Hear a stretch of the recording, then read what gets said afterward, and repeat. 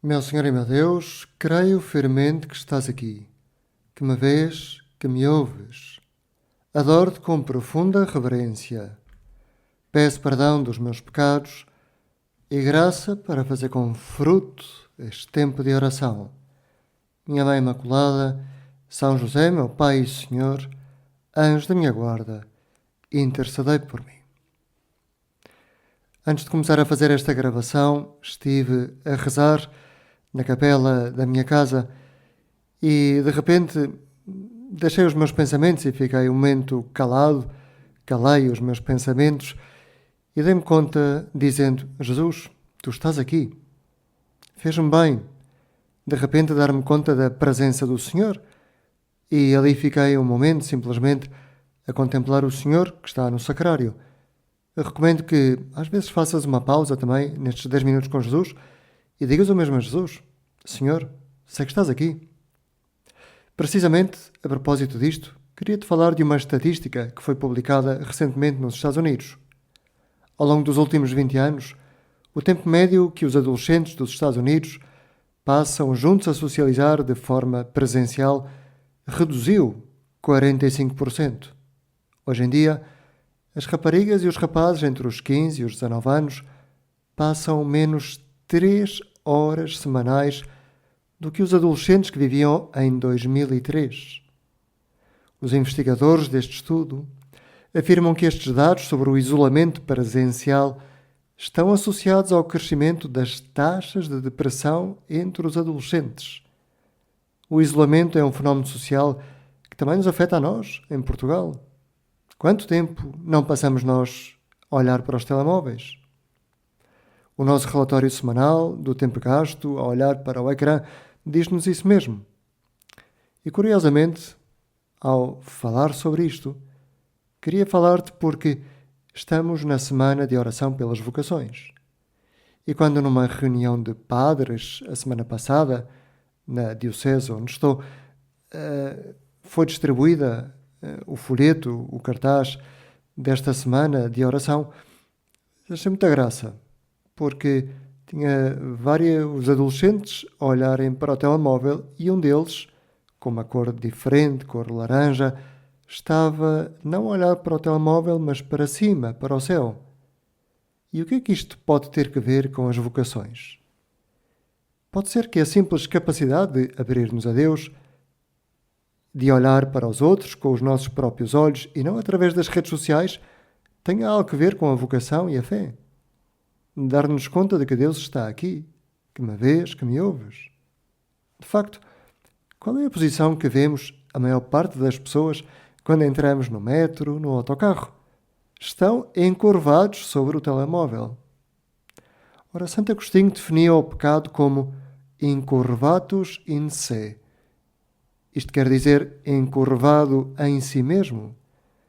É aquela pessoa que está continuamente a pensar em si. Não quer dizer que ter ou olhar para o telemóvel seja um pecado, mas o estar isolado, encurvado sobre um mundo não real, pode afastar-nos de Deus, e se estamos afastados de Deus, estaremos seguramente de todas as pessoas.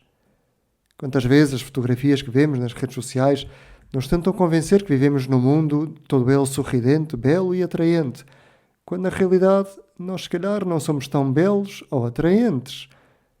E então o mundo digital pode converter-se numa escravidão da imagem. Hoje deixa que o Senhor te liberte dessa escravidão. Não uses o telemóvel quando fores no metro e passa tempo de qualidade com Deus. Ou quem sabe, numa conversa com outra pessoa que também estiver desconectada. Provavelmente será uma pessoa idosa que gostará de ter uma boa conversa contigo. Ser para alguém. Jesus não era precisamente uma pessoa que se isolava. O Evangelho que temos vindo a ler nesta semana fala-nos da abertura de Jesus. Estamos a ler o capítulo 6 de São João, também chamado o Discurso do Pão da Vida, onde Jesus explica que vive presencialmente na Eucaristia. Repito, presencialmente.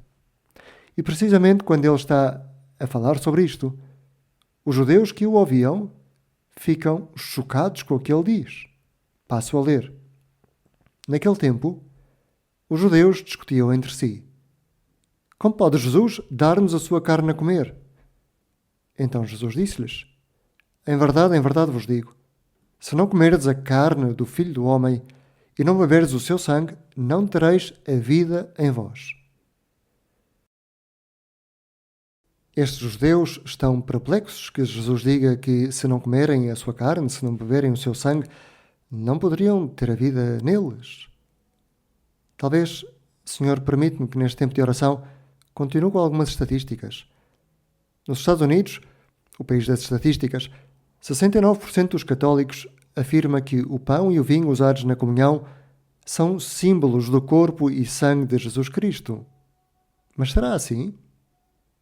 Pode causar tristeza pensar que apenas 31% dos católicos dos Estados Unidos acreditam na tua presença real na Eucaristia, Jesus. Mas será assim tão diferente em Portugal? Nunca ouviste um amigo dizer que a comunhão é um símbolo?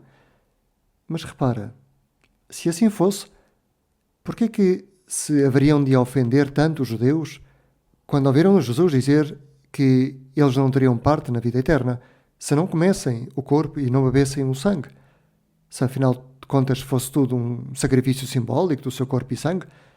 Mas eles foram-se embora, descontentes, pensando que Jesus estava a falar de canibalismo. Por que Jesus deixaria ir embora a maioria dos seus discípulos só por um mal-entendido tão simples, sem nunca esclarecer, sem nem sequer aos discípulos mais próximos que estava a falar de um mero símbolo do seu eventual sacrifício e que aconteceu na Sexta-feira Santa? Pelo menos aos discípulos mais próximos, nós sabemos que Jesus esclareceu as más interpretações dos seus ensinamentos noutras passagens da Escritura. Mas afinal, em quem é que ficamos? Se não é um símbolo, então, para nós, a comunhão, quando vamos à missa, é um ato de canibalismo? Também não. Então, como é que, na última ceia, quando Jesus celebrou pela primeira vez a missa, pôde dar aos seus discípulos o seu corpo e o seu sangue quando ele próprio estava ali sentado à frente deles? É que Jesus nunca foi exclusivamente humano. E posto que Jesus era totalmente divino e totalmente humano, podia estar na última ceia, sentado à frente dos apóstolos, com o seu corpo e com o seu sangue, e ao mesmo tempo converter o pão e o vinho no seu corpo e no seu sangue. Sim, trata-se de um milagre que Jesus quis explicar no discurso do Pão da Vida. E um milagre que Jesus quis explicar bem. E a melhor explicação vais ouvi-la não hoje, mas amanhã, no Evangelho da Missa, quando Jesus diz que comer a carne e beber o sangue não se deve entender em sentido material, como se fôssemos canibais, e que deixou, de facto, os discípulos e os judeus perplexos. Mas Jesus diz que devemos comer o corpo e beber o sangue no sentido da sua humanidade ressuscitada e vivificada pelo Espírito Santo. Em João, capítulo 6, versículo 62, diz Jesus: o Espírito é que dá a vida, a carne não serve de nada. As palavras que eu vos disse são Espírito e vida. Ou seja, Jesus está realmente presente na Eucaristia, não simbolicamente, e podemos comungá-lo, mas não como quem come um bife, mas como quem recebe o corpo glorioso de Jesus. Um corpo que é o corpo de Jesus ressuscitado, que está cheio ou glorificado pelo Espírito Santo. Numa palavra, ao comungar, cada um de nós está realmente unido a Jesus, porque está unido à sua humanidade, que é ao mesmo tempo divina. Assim está Jesus na Eucaristia, com o seu corpo, sangue, alma e divindade. E está na Eucaristia para nós, para ti. Pensa se isto não tem que ver com a vocação. Ser para alguém. Jesus na Eucaristia está disponível para todos nós. Está ali no pão que é reservado no sacrário para te ouvir, para te ver. E tu és para quem? Jesus é para todos. Tu és para quem? Pois talvez para aquela mulher com que um dia te vais casar, com aquele marido com que um dia vai ser teu, ou talvez, quem sabe, se fores sacerdote, ou consagrado ou consagrada, também como Jesus, para todos. Faz-te esta pergunta agora que terminamos a Jesus: Senhor, e eu sou para quem? E deixa que Jesus toque o teu coração e que Nossa Senhora te diga que não fiques isolado, que a tua vida vale muito e que tu és para alguém que te ama, em primeiro lugar para Deus. Dou-te graças, meu Deus, pelos bons propósitos, afetos e inspirações que me comunicaste nesta meditação. Peço ajuda para os pôr em prática. Minha Mãe Imaculada, São José, meu Pai e Senhor, anjo da minha guarda, intercedei por mim.